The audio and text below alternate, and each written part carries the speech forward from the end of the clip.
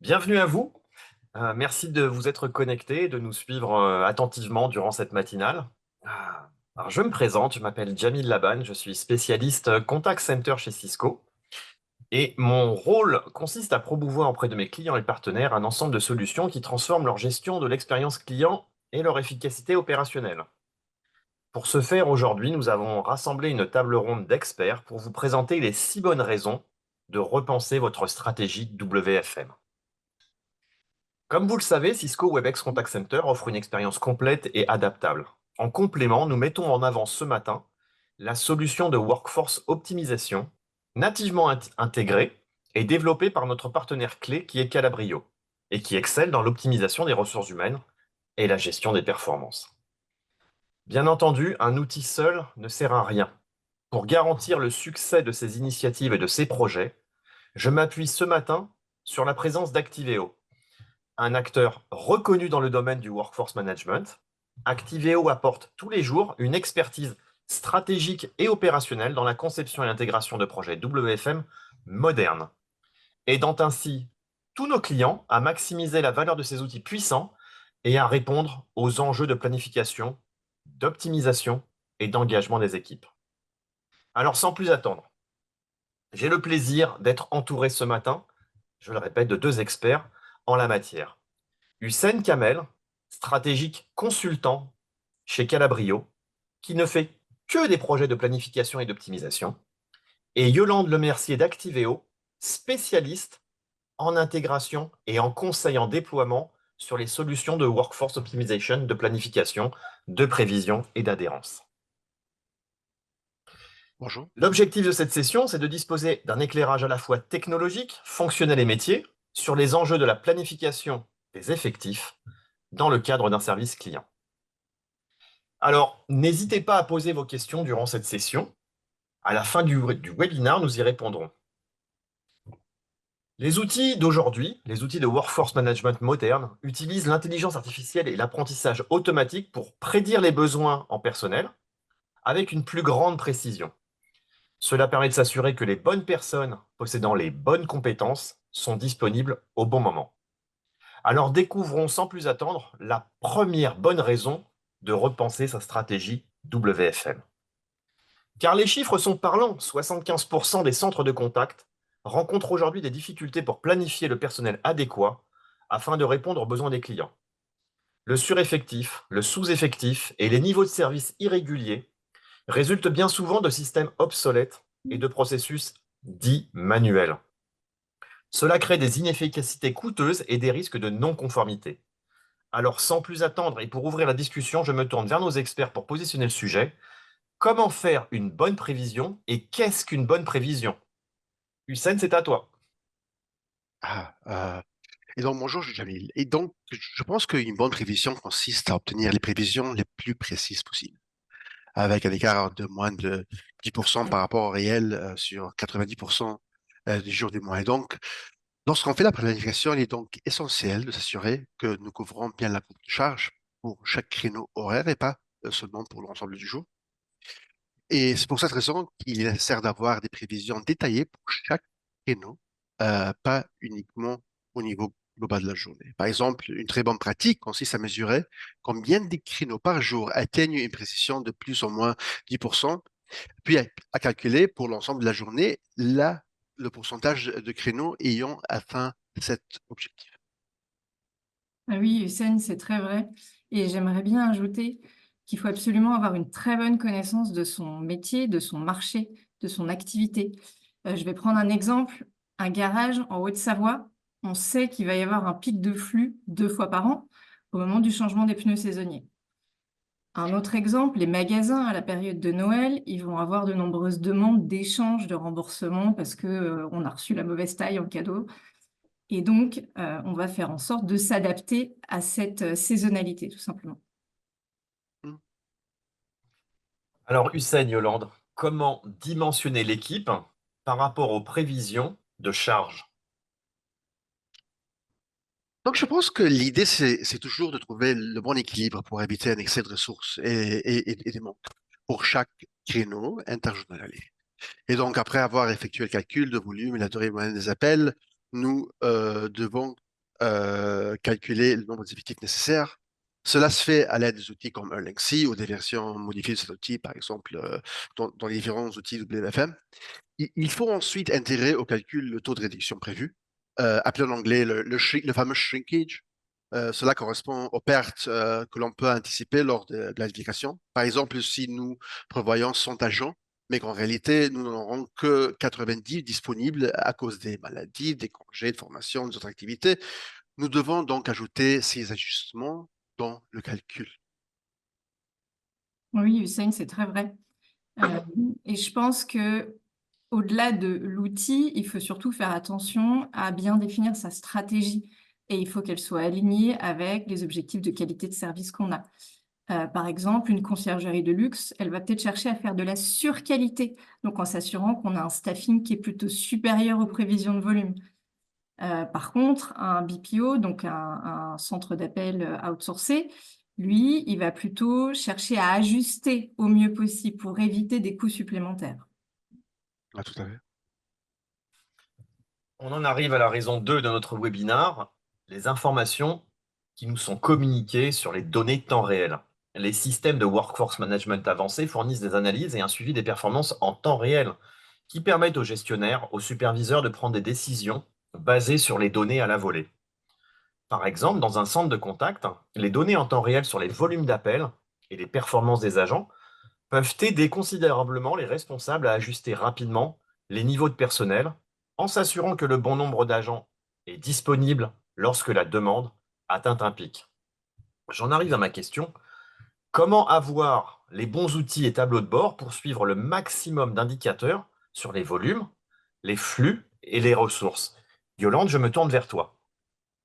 Oui, alors tout à fait, ça va être important d'avoir ce qu'on appelle une vigie opérationnelle, donc une personne qui va surveiller les bons indicateurs. Et en cas d'écart, il faut s'assurer d'avoir défini en amont le bon processus pour faciliter une prise de décision qui est rapide et qui est presque automatique en fait, hein. Donc typiquement, on va avoir ce qu'on appelle un RACI de la chaîne de décision. Il y a certaines bonnes pratiques qu'on voit pas mal dans les centres d'appel avec des notions de feu rouge, orange, vert. Et à chacun, on a une procédure hein, qui va être alignée. Peut-être, par exemple, en cas de feu orange, on va commencer à raccourcir les pauses. Par exemple, en cas de feu rouge, on va chercher à introduire en appel d'autres profils qui vont permettre d'alléger la prise en charge, en fait. Et ces profils, ça peut aller jusqu'au formateur ou à l'équipe qualité. Oui, oui, je suis complètement d'accord. Et donc, tout ce qui concerne le monitoring et la réaction face aux différents écarts par rapport à la preuve aussi est essentiel de pouvoir, grâce à ces indicateurs visuels, les différents outils, de disposer d'une chaîne de décision adaptée afin d'éviter les pertes de temps et l'effet de boule de neige. Et sur cette thématique, le canal où il devient vraiment crucial pour avoir une bonne surveillance et un suivi précis des volumes, c'est aussi le back-office, les types de choses comme email, les différentes tâches back-office. En effet, avec des appels entrants, par exemple, si nous ne parvenons pas à répondre dans le temps prévu ou si nous manquons des effectifs, ces appels, on va les perdre, bien sûr, pour le moment. Mais les clients peuvent nous rappeler à un autre moment, par exemple. Mais avec les canaux comme emails ou comme les différentes tâches de back-office, ces intégrations ne sont jamais perdues. On va toujours les avoir. Et donc, cela nécessite donc de tout faire pour éviter l'effet de boule de neige, un cumul croissant de demandes non traitées qui, au fil du temps, peut atteindre un point où nous n'aurons pas assez d'effectifs ou capacités pour traiter toutes ces transactions. Et cela pourrait transformer un délai raisonnable de une cible de 2 3 jours, que ce soit plusieurs semaines. Et ça, c'est pour la plupart des centres d'appel, c'est pas acceptable comme une expérience service client. Merci Hussein. Yolande et Hussein, j'en arrive à une autre question qui sont pour moi qui sont importantes pour nos clients aujourd'hui qui nous écoutent et qui nous regardent. Quelles sont les clés de succès de l'accompagnement au changement dans ces organisations? Oui, alors je pense que je vais prendre la main là-dessus. On va avoir des démarches d'implémentation où on va s'assurer, bien sûr, de suivre étape par étape et d'introduire les différents types d'utilisateurs, des différents types de profils, déjà dans cette démarche d'implémentation, en fait, pour qu'ils deviennent acteurs de leur propre changement, finalement, hein. Donc, on va s'assurer d'être en immersion avec ces profils pour bien comprendre comment ils travaillent aujourd'hui, quels sont leurs besoins métiers. On va faire des ateliers de définition de ces besoins, qu'ils soient aujourd'hui ou est-ce dans la direction où on veut aller demain, avant de se préoccuper de la partie IT, en fait, tout simplement. Donc, bien sûr, par la suite, on va traduire ces éléments dans des spécifications techniques qui vont être la base, finalement, du cahier des charges, hein, pour l'IT. Mais tout ça, on va vraiment le faire avec la vision du management et s'assurer d'avoir cette stratégie d'implémentation qui est parfaitement alignée, hein. Si je prends un exemple, pour un projet d'implémentation de Workforce Optimization, on peut choisir de commencer à ISO, c'est-à-dire qu'on commence avec les features, les fonctionnalités qu'on a déjà aujourd'hui, qu'on couvre déjà aujourd'hui, et par la suite, on va ouvrir d'autres briques pour évoluer. Et on va chercher à avoir des populations pilotes, donc qui sont en fait des référents dans ces projets qui vont permettre d'évangéliser un petit peu les bonnes pratiques. Oui. Et moi, je peux répéter un très bon point que Yolande a fait, c'est toujours d'établir les règles claires et définies en amont. Et donc, validées par le management au lieu d'improviser. Et donc, exploiter toutes les capacités de l'outil, assurer d'un paramétrage avec les droits d'accès, c'est qui a quel droit pour faire des modifications et remettre en question le processus existants sur la mise en place de nouvelles solutions pour tirer pleinement à partir d'innovation. Et donc, vous avez dans le centre d'appel, par exemple, il existe toujours des autres activités qui prennent place, comme les formations, les séances de coaching, la supervision de plateau et donc bien autre chose.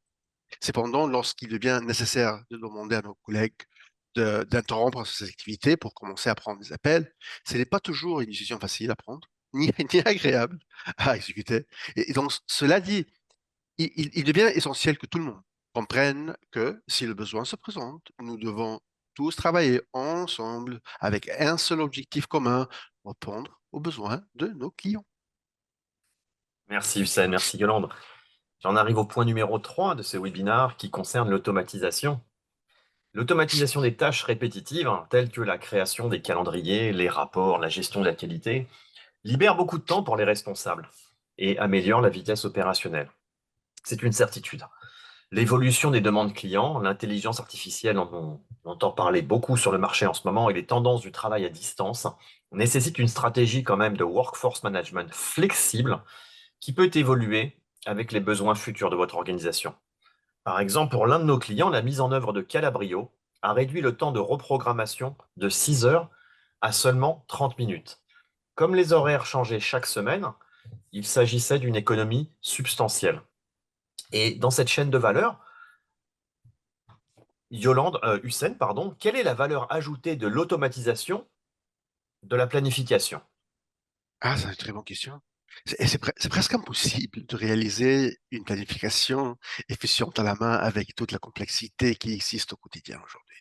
Et donc, entre les différents souhaits des effectifs, les règles de travail, les règles juridiques, les contraintes législatives et les exigences d'une bonne couverture de la courbe de charge aussi pour satisfaire nos clients, créer un planning à la main qui intègre toutes ces contraintes, tout en trouvant un équilibre entre elles, est presque impossible.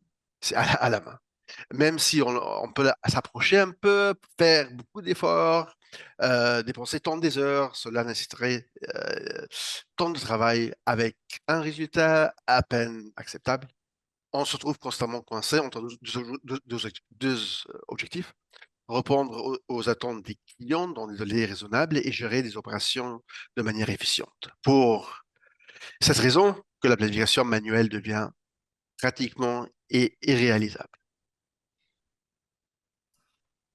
Oui, je suis tout à fait d'accord. Et c'est vrai que les outils aujourd'hui, on s'en passe pas, on s'en passe plus. Euh, Pour autant, on reste sur des ressources humaines, hein, donc de la planification de l'humain. Et donc, 100% du travail, il est jamais fait par l'outil. Il y aura toujours des ajustements opérationnels par rapport à la planification automatique. Il faut vraiment le voir comme un outil d'aide à la planification et non comme un bouton magique, hein, tout simplement. Ouais. Par exemple, j'ai travaillé pour un fabricant d'électroménager. À certaines périodes, notamment à la Saint-Valentin, la planification prévoyait toujours un pic de flux. Alors moi, personnellement, je suis pas sûre que j'aimerais recevoir un fer à repasser à la fin de Saint-Valentin, mais bon, à voir. Pour autant, la société n'avait pas prévu de recruter spécialement juste autour du 14 février. Donc, on va chercher à être malin et on va planifier en production d'autres profils et peut-être chercher à enrayer le volume d'appels avec d'autres canaux ou la mise en place de self-service. D'accord, merci Yolande. Ces outils, aujourd'hui, entre ceux que nous avons connus il y a 5 ou 10 ans et ceux d'aujourd'hui, il y a quand même un apport et une richesse incroyable, un progrès technique qui s'est articulé. Notamment, qu'est-ce qu'apporte l'intelligence artificielle aujourd'hui dans les outils de planification? Et parlons-en un peu ce matin. Hussein, peux-tu nous donner quelques exemples ou l'illustrer? Ça, c'est la nouvelle frontière. Et donc, il y a tant des idées. Par exemple, l'usage de machine learning pour l'auto-apprentissage des machines pour faire les calculs dans la gestion de la journalière.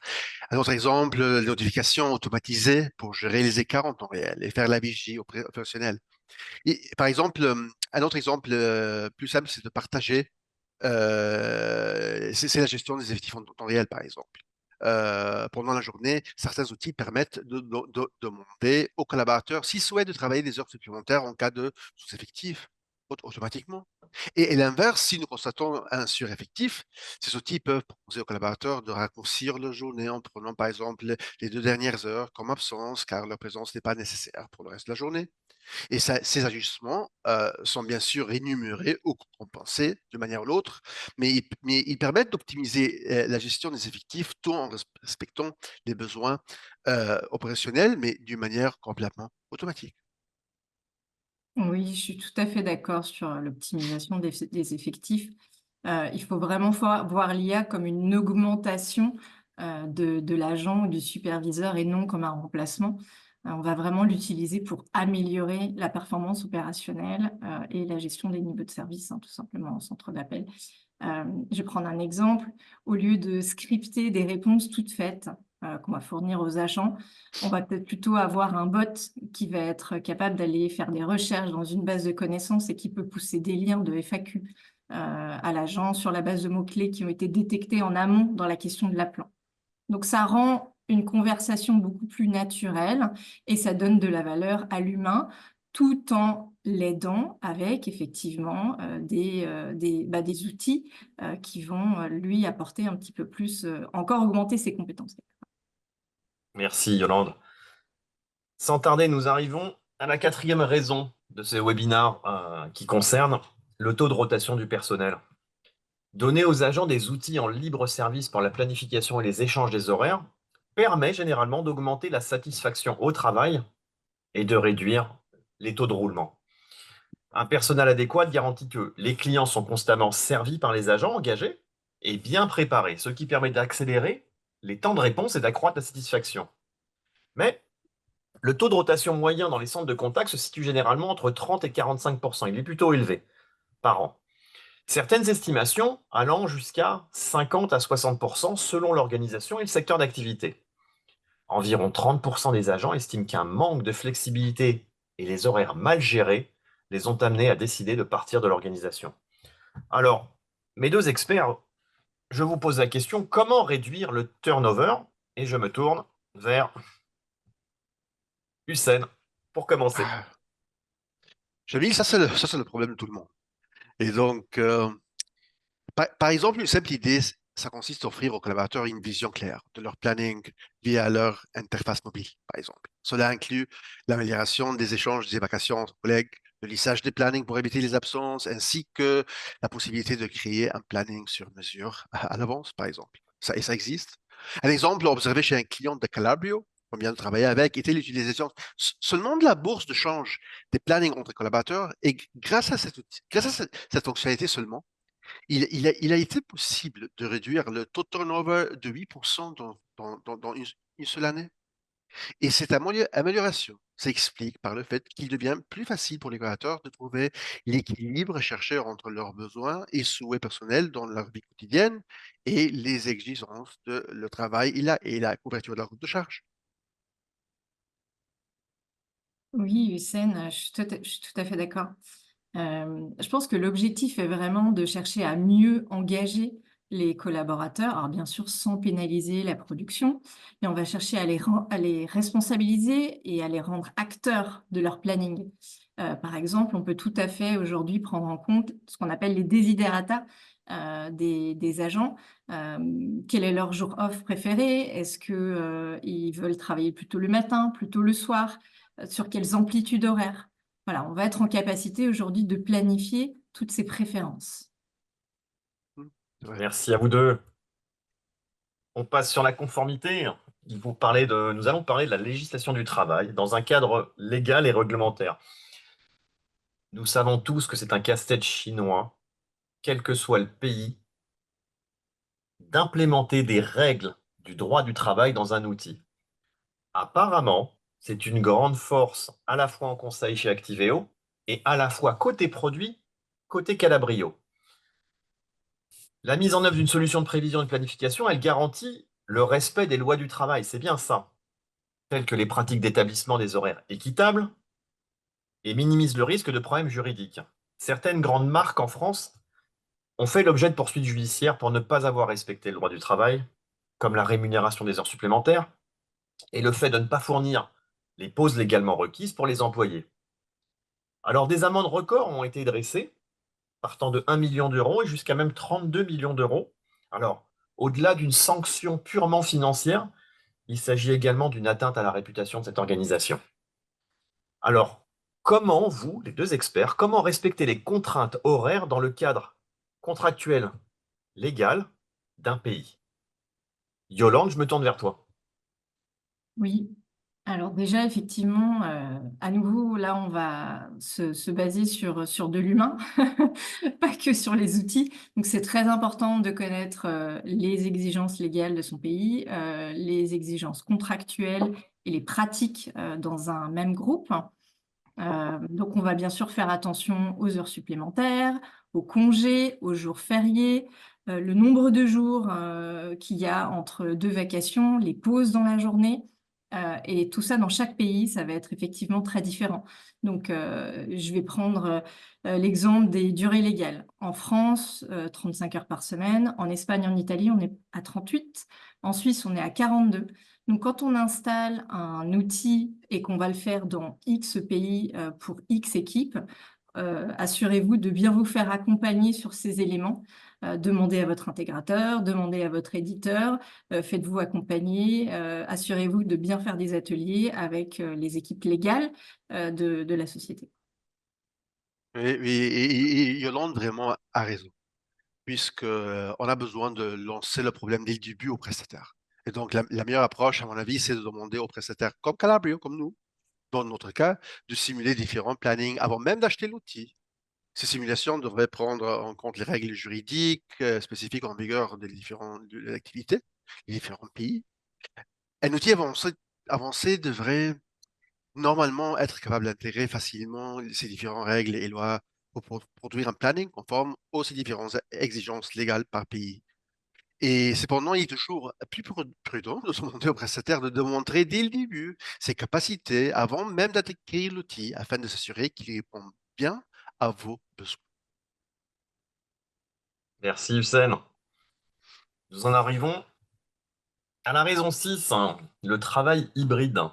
Donc, une stratégie de workforce management, elle peut facilement s'adapter au modèle de travail hybride.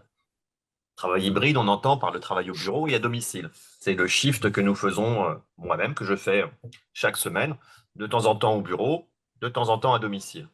Mais il existe également des populations qui sont complètement à distance, que le superviseur ne voit pas, que le manager ne voit pas. Mais il travaille. Il est bien derrière son écran à prendre en charge les interactions de son centre de contact. Alors, on a besoin de garantir que les opérations soient transparentes, quel que soit l'endroit où se trouve l'employé. Quelques statistiques, 55% des employés de centre de contact préfèrent un modèle de travail hybride. 37% préfèrent le travail entièrement à distance. Seuls 8% sont heureux d'être à plein temps au bureau. Alors, ma question pour vous, Hussein et Yolande, est-ce que les outils de workforce management apportent vraiment quelque chose pour la planification hybride? Yolande, je te laisse la parole. Oui, merci. Alors, je pense que déjà, c'est plutôt la téléphonie, hein, les outils téléphonie, centre d'appel qui vont permettre cette flexibilité, la mise en œuvre de ce travail hybride. Ça n'impacte pas vraiment la planification en soi. Pour autant, c'est quand même important de pouvoir visualiser les agents qui sont au bureau, qui sont en télétravail, notamment en cas de surveillance des seuils de présence. Il faut savoir quand même que même maintenant, hein, bien après Covid, il y a encore des pays qui vont avoir, donc on revient un petit peu au côté législation, mais je vais prendre l'exemple des frontaliers suisses. Ils n'ont pas le droit de télétravailler plus de 40% de leur temps de travail par semaine. Sinon, il peut y avoir un impact sur la déclaration fiscale. Donc, c'est là où effectivement les outils vont pouvoir se coupler et finalement produire le meilleur des mondes, quoi. Et, et vous savez, sur la question de suivi, une nouvelle tendance dans l'industrie consiste de faire ce suivi des différents statuts des activités des collaborateurs directement via leurs ordinateurs au lieu que c'était exclusivement à travers des systèmes de téléphonie. Et donc, par exemple, on peut analyser les connexions sur les ordinateurs aux différents outils, les applications utilisées, quel écran, on a ouvert quoi comme site. Et donc, il est possible de savoir précisément ce que les collaborateurs font. Et ça devient impératif aussi avec la grande tendance croissante du travail comme du travail digital, comme le back-office, comme les emails, comme le chat. Et donc, moi, je pense que c'est une avancée significative pour mieux comprendre et optimiser la productivité de tout un travail. Écoutez, merci de vous être livré à l'exercice hein, sur ces 6 raisons. Yolande et Hussein, ce que je vous propose, avant de passer à la conclusion, c'est de simplement regarder s'il y a des questions dans le chat et puis de les adresser. Oui. Alors, du coup, je suis en train de regarder les questions. Alors, on a justement une question ici. Quelle est la meilleure manière pour calculer le shrinkage? OK. Donc ça, plutôt toi, Hussein. OK. Donc on doit se rendre compte de tous les différentes pertes qu'on peut avoir. Et donc, il y a des différentes couches. Donc, il y a, par exemple, le shrinkage planifié, qu'on sait qu'on va toujours avoir, comme les congés, comme les vacances, tout ça. Et après, il y a des choses qui se passent d'une semaine à l'autre, les taux de maladie pendant les hivers, les taux d'absence quand on va avoir des différentes parties de PSG, par exemple, et toutes différentes activités. Et si on a besoin d'ajouter, par exemple, des activités sur le plateau, on a besoin d'ajouter plus de coaching, des formations et tout ça. Et donc, on a besoin de faire la distinction qu'il y a il y a du shrinkage planifié, et il y a le shrinkage non planifié, et ajouter tout dans le planning qu'on ait le bon chiffre de la couverture pour avoir la bonne couverture de la recherche. Alors, d'un point de vue opérationnel, quand on parle de shrinkage, donc le shrinkage, hein, si je résume bien, hein, c'est les absences, les maladies. Ce sont les gens qui ne sont pas là, qui ne peuvent pas délivrer le travail qui est attendu. C'est bien ça. Tout OK. à fait. Donc, pour le refléter dans les outils, on va quoi? On va supposer, par rapport à des modèles de prédiction passés, rajouter des pourcentages de gens qui seront absents pour avoir une qualité de service au rendez-vous malgré cela. C'est bien ça? C'est exactement ça. Ah, OK. OK. Est-ce qu'il y a d'autres questions, Yolande? Oui. Quelle est la relation entre workforce management et gestion de la qualité? Hussein, peut-être aussi. Ah, c'est le Et spécialiste, Hussein, pour répondre à cette question. Et donc, c'est intéressant. Et donc, quand nous, comme consommateurs, par exemple, quand on appelle un centre d'appel, on a besoin de deux choses. Qu'ils nous répondent, qu'ils nous donnent la bonne réponse. Et donc, de temps en temps, on pense que de côté WFM, c'est tellement important que si on répond aux appels dans 5 secondes, 10 secondes, ça va être très rapide, mais on oublie aussi qu'on a besoin d'avoir la bonne réponse. Et donc, si on se focalise seulement sur la question de vitesse et pas aussi qu'on est en train de résoudre les différents besoins des clients, on va toujours manquer toute euh, l'expérience entière de Bois. Il faut donc écouter ce que les téléconseillers disent aux clients, Oui, évaluer tout à s'ils fait. répondent bien, et ensuite penser à bien les planifier sur les compétences sur lesquelles ils apportent de la valeur. C'est bien ça? C'est exactement ça. Et si je me trompe pas, Calabrio est également connu sur le marché pour fournir à la fois des solutions de planification, à la fois des solutions de quality monitoring ou de gestion de la qualité, et Oui, également des solutions d'analytique. oui. Si, Oui, 10 ou 3 lettres, un outil de WFO. exactement ça. Et donc, il y a la partie de s'assurer qu'on répond dans les délais prévus, désirés, mais en même temps, quand on répond, on est en train de résoudre les différents besoins de les clients ou de nos clients. Ok. Est-ce qu'il y a d'autres questions, Yolande? Merci, Hussein. Oui, j'en ai encore une. Comment est-ce qu'on dimensionne une équipe de vigie, une équipe pour monitorer en fait les indicateurs de la planification? Préparer et monitorer, on va dire. Ouf, c'est une bonne question. C'est une très bonne question. Et donc, normalement, il y a des ratios, par exemple, et il y a des gens qui disent que pour chaque 500 agents, on va avoir une personne pour faire la vigie ici. Mais aussi, ça dépend aussi à la taille du centre d'appel, si on est dans les différents pays, si on a besoin avoir des différentes personnes sur le plateau, puisque si on trouve il y a quelques agents qui ne sont pas là, on a besoin que quelqu'un aille et le rechercher, par exemple. Et donc, il y a différentes manières pour le faire, et ça dépend à la taille du centre d'appel, à la distribution géographique de ce centre d'appel et même les différentes langues utilisées. Et donc, peut-être si on a une équipe de vigie qui sont francophones, en travaillant avec des autres collègues qui sont, par exemple, anglophones, peut-être on a besoin des autres anglophones pour leur expliquer ce qu'ils ont besoin qu'ils fassent. Ouais, c'est vraiment un- non, c'est pas un problème, mais c'est lié à l'organisation de l'entreprise et à son mode de fonctionnement.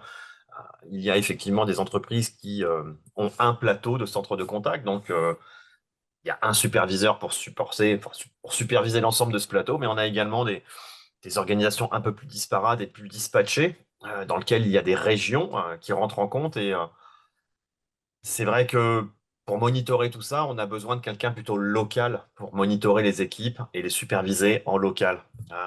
Donc bon, le curseur est à mettre à différents endroits. En tout cas, merci. Est-ce que nous avons encore d'autres questions? Non, on a fait le tour. Merci. Ok, ok, ok.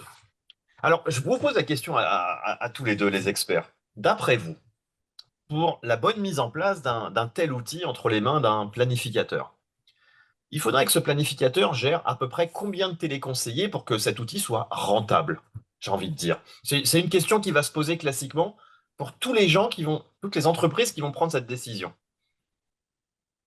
Yolande, je te laisse à toi. C'est vrai que pour un tout petit centre d'appel, on peut encore faire sur Excel ou même, j'ai vu des tableaux blancs, hein, une dizaine d'agents, ça se fait encore manuellement. Après, honnêtement, au-delà de 25, 50, on commence à atteindre une taille critique où ça commence à être compliqué, en particulier si on est sur des sites distants, en fait, sur plusieurs sites.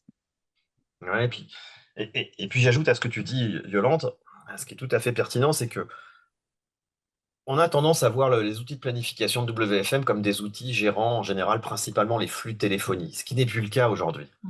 Aujourd'hui, les centres de contact, ils doivent gérer de l'email, du chat, du WhatsApp, des réseaux sociaux. Donc, j'entends ce que tu dis quand tu dis à partir de 25-50, ça doit être critique. Avec de la téléphonie traditionnelle, et si on gérait que ça, à la rigueur, on pourrait peut-être s'en sortir avec de l'Excel. Mais là, pour gérer la masse des interactions reçues, leur niveau de complexité, les flux chauds, les flux froids, ce que tu viens de dire me paraît vraiment pertinent. Alors, sans plus attendre, est-ce qu'il reste des questions? Je n'en vois pas. Plus de questions. Alors, on va essayer de mettre un mot de la fin et d'apporter une conclusion à ce webinaire. On va parler ce qui est couramment appelé sur le marché le digital workplace. Donc, le digital workplace, c'est travailler anywhere, de n'importe où, du bureau, de chez soi, complètement à distance, dans un autre pays. Et pour ce faire, c'est pas facile. Mais pour réussir à intégrer les agents à distance et au bureau, les entreprises, elles doivent s'appuyer sur des stratégies et des outils qui réduisent les disparités. Des outils nativement intégrés où la communication entre la téléphonie, les flux chauds, les flux froids, les réseaux sociaux va se faire tout simplement et on va pouvoir également fournir les bons outils pour ses superviseurs et ses planificateurs.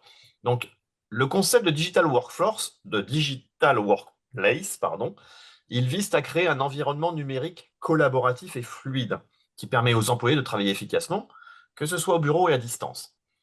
Dans le contexte des centres de contact, ça devient crucial pour gérer la diversité des lieux de travail tout en maintenant une cohérence opérationnelle et une satisfaction élevée des employés et bien entendu des clients. En conclusion, l'intégration des solutions comme Cisco Webex Contact Center, Calabrio, associées à l'expertise clé d'Activeo, permettent véritablement de transformer le digital workplace en une opportunité stratégique pour les centres de contact, en alignant les agents distants sur site autour d'un même objectif, d'un même outil et d'une même valeur.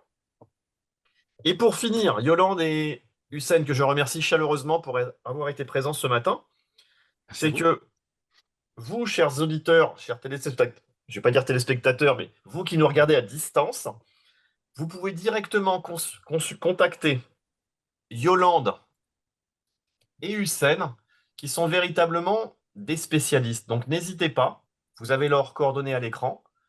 Yolande Lemercier, Activeo, Hussein Kamel, expert en planification et en outils Workforce. Merci à vous en tout cas et à bientôt. Si jamais. Merci.